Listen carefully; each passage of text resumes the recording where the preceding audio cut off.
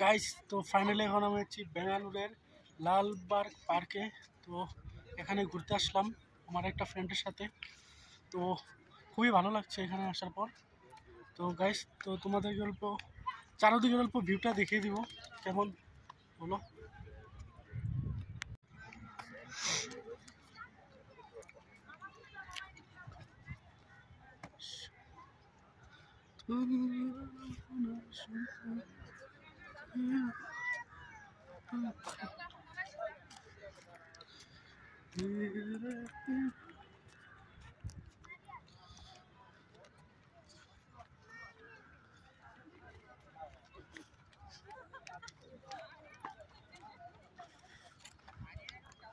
তো গাইস তো খুবই সুন্দর একদম জায়গাটা।